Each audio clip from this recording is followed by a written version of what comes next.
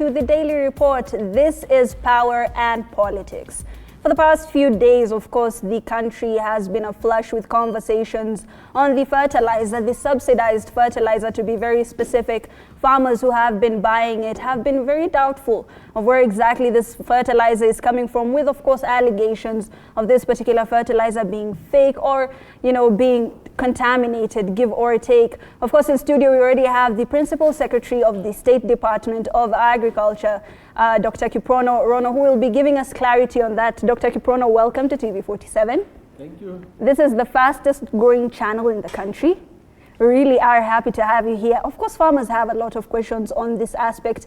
However, before we even delve into that, you have had your hand, in a couple of things within this country, including used to be the CEO of the ICT Authority before you went into the Ministry of Water.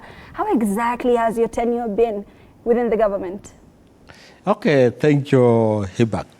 And thank you, Kenyans. I think this is a serious topic today. Yes. And very interesting, given that we are discussing about the most important topic in this country, to do with farming. Yes. And also to do with food security.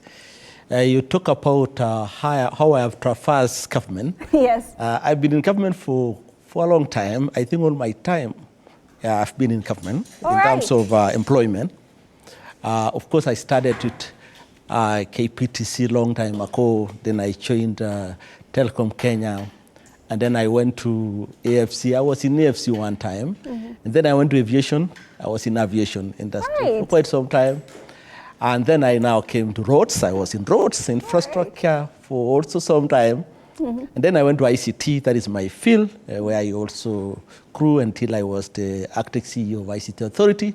Before I went to be the PS in the Ministry of Water, and then now PS in the Ministry of Agriculture. Right. Daktari, yes. Infrastructure, ICT, water, agriculture. Your reputation clearly precedes you. Yes, your reputation clearly precedes you.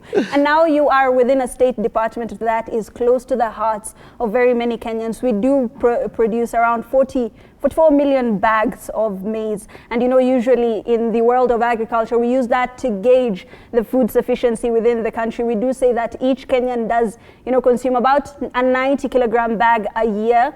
And we have about 50 million Kenyans. There's a deficit of 6 million. The government has been very keen to fill that deficit. What is the progress so far? All right, maybe let me go back a little bit in terms of the engagement of this government on matters agriculture. Right.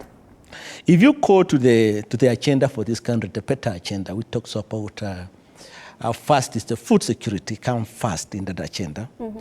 And it is not by surprise, because it also aligned to the international planning in terms of SDG, whereby 1 and 2 talk about poverty and hunger. Mm-hmm. So this government also hooked to that best practice in terms of sorting out any country's problem. We start with food, because it is believed that if you don't feed your population, then it is very hard to govern.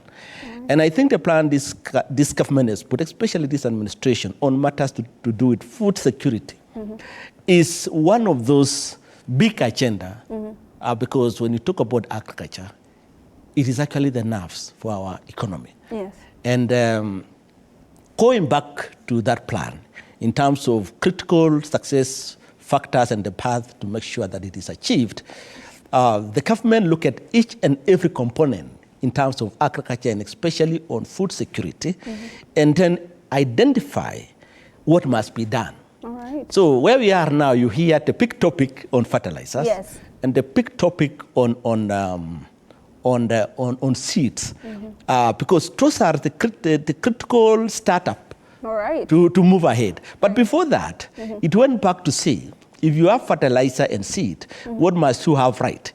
The other thing is to have the soil right. Of course. And by the time we are moving to say which type of fertilizers must we put in our soil, there was a serious analysis, a very thorough analysis to understand our soil health.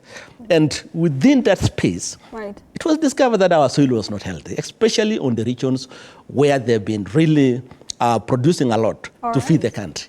And that came which type of fertilizer. And now the topic is a science topic. When you're talking about fertilizer and seeds, it is a science topic. And you know very well, in a science topic, you explain very well when you have done a lab report.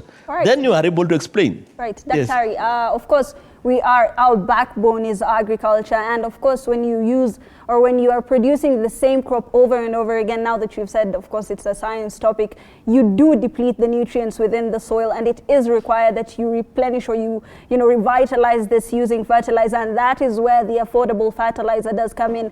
The Kenya Kwanza government has been very keen on bringing, this particular commodity and this farm input to as many farmers as possible. When you look at the, affordable, I can't really say cheap. Cheap is a very relative term.